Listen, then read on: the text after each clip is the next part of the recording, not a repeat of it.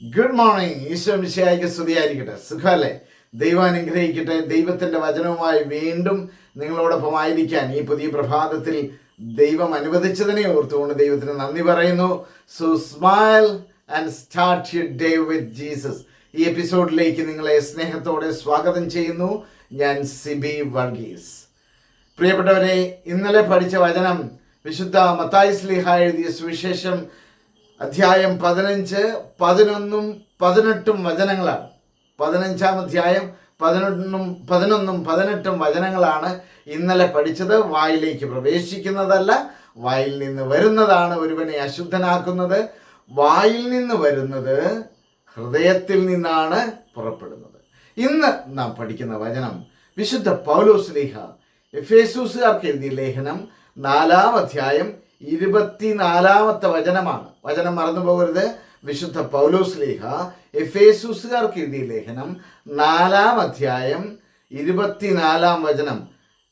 The letter of Saint Paul to the Ephesians, chapter 4, verse 24. വചനം ഇങ്ങനെയാണ് പറയുന്നത്: യഥാർത്ഥമായ വിശുദ്ധിയിലും നീതിയിലും ദൈവത്തിൻ്റെ സാദൃശ്യത്തിൽ സൃഷ്ടിക്കപ്പെട്ട പുതിയ മനുഷ്യനെ നിങ്ങൾ ധരിക്കുവിൻ. യഥാർത്ഥമായ വിശുദ്ധിയിലും നീതിയിലും ദൈവത്തിൻ്റെ സാദൃശ്യത്തിൽ സൃഷ്ടിക്കപ്പെട്ട പുതിയ മനുഷ്യനെ നിങ്ങൾ ധരിക്കുവിൻ. Clothe yourselves with the new self, created according to the likeness of God in true righteousness and holiness.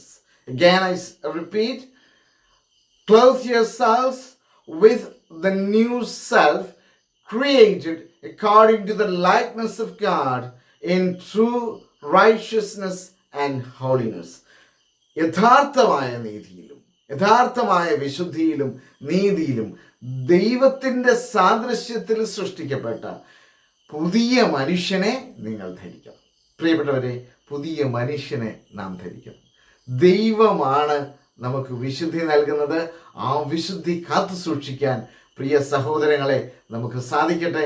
ജീവിത വിശുദ്ധി എല്ലാ ദിവസവും കർത്താവെ എനിക്ക് നൽകണമേ.